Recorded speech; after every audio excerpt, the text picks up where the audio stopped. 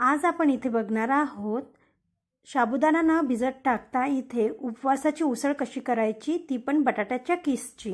तर इथे मी बटाटा 3 बटाटे छोट्या साईजचे किसून घेतलेले आहे आणि इथे एक आपण शेंगदाण्याचा कूट घेणार आहोत आणि इथे आपण अख्खे साबुदाणा घेणार आहोत आणि 6 ते 7 मिरच्या घेणार आहोत।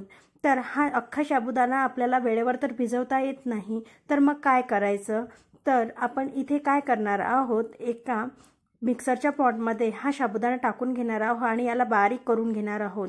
तर हे स्मूथ असे बारीक करून घ्यायचा आणि हा बारीक केल्यानंतर एका वाटीमध्ये टाकून यामध्ये पाणी टाकून आपले बटाटे शिजतपर्यंत याला थोडंसं मुरू द्यायचं आहे। हा झटपट होणारा साबुदाणा अगदी छान लागतो, खायला टेस्टी लागतो आणि आपण साबुदाण्याचं प्रमाण हे जास्त कमी करू शकतो आपल्या गरजेनुसार।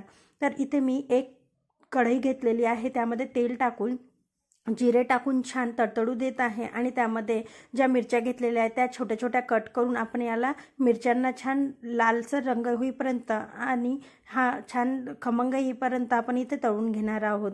यानंतर जो बटाट्याचा किस आहे तो 3 ते 4 पाण्याने मी इथे धुवून घेतलेला आहे स्वच्छ आणि सगळा स्टार्च जो आहे सगळा काढून घेतलेला आहे आणि इथे छान त्याला आपण इथे मिक्स करून घेऊया।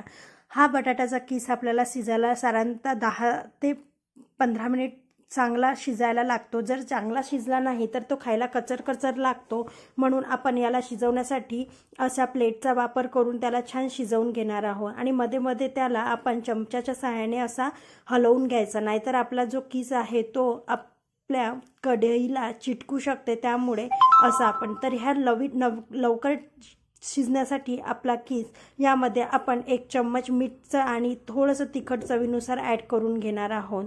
तर अशा प्रकारे इथे आपण याला मीठ आणि तिखट टाकून छान शिजवून घ्यायचा, परतत शिजवून घ्यायचा, म्हणजे तो खाली आपल्या कढईला चिटकणार नाही। आणि अशा प्रकारे शिजवणं झाल्यानंतर त्याला अजून आपण जो आपले झाकणी आहे त्याच्या सहाय्याने आपण याला एक वाफ काढून घेणार आहोत।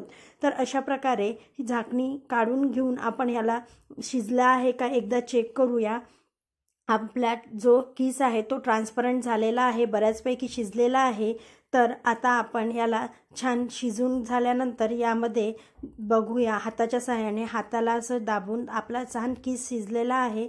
तर या शिजलेल्या किसामध्ये आता आपण जो आपण इथे बारीक केलेला साबुदाणा आपण इथे टाकून घेणार आहोत आणि हा छान मिक्स बऱ्याचपैकी याला जर गुठळे वगैरे असेल तर हा छान आपण त्याला पूर्ण मिक्स करून आपण इथे शिजवून घेणार आहोत। हा मिक्स केल्यानंतर आपण जो शेंगदाण्याचा कूट केलेला होता तो पण इथे आपण ॲड करून घेणार आहोत। अशा प्रकारे याला 2 ते 3 मिनिट आपण छान वाफ आणून घेऊ। वाफ आणून घेतल्यावर आपली भन्नाट अशी उसळ रेडी आहे बटाट्याच्या किसची। तर नक्की करून बघा। ही रेसिपी आवडल्यास माझ्या चॅनलला सबस्क्राईब करायला विसरू नका आणि लाईक करा। धन्यवाद।